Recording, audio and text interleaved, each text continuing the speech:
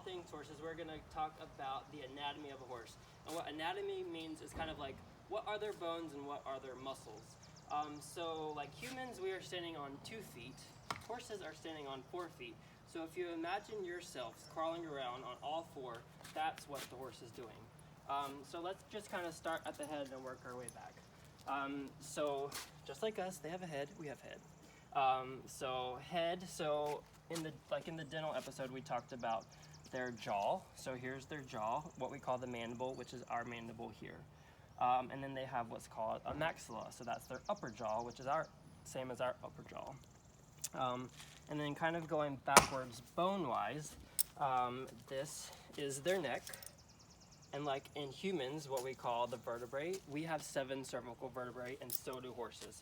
So their vertebrae goes all the way from here, all the way down to here. So really long, so their vertebrae are like this long compared to ours, which are really, really tiny.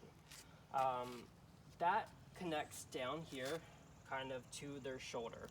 So here is what we call the horse's shoulder, our shoulder's here. So if you, during this, just think about on all 4s, because it really helps kind of visualize where their same bones are in compared to humans. So their shoulder comes down here, and then we come into what we call the radius knee cannon bone. So their knees are on their front legs. We don't have knees on our front legs, we have knees on our back legs. But in the horses, we call this the knee or the carpus.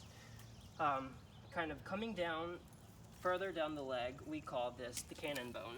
The cannon bone in people is really down to our hands already. So the carpus or knee would be our wrist. So coming down. So carpus or knee, cannon bone, fetlock or ankle. And really, this is all different bones in our hand. So really they're kind of standing kind of like this on their front feet. And then we call this the foot or the hoof. And this lower part down here is really the same in the hind limb as it is in the front limb. And then kind of moving backwards, kind of our back. So we have a long back as they have a long back.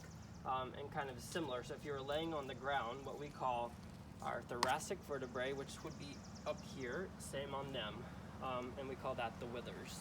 So coming along, we have the withers going into our lumbar vertebrae, which would be our lower back, and then into their pelvis, which, same as us, our pelvis is down here. So if you're kind of thinking about your hind limbs, they have the same bones as we do. So kind of coming down from our hip, which is up here, then they have their femur, which is our femur here. And then once we get to their stifle, which is what we call our knee. So this is what we call the horse's stifle. And that's where the femur and tibia all come together here. And then kind of moving down the limb, we get to what we call the hock. And in the hock, and our limb is what we call our ankle. So really, you can kind of see the big difference between how long it is from their ankle in humans to their foot. It's really, really long. So it's like they're standing in like high heel shoes pretty much.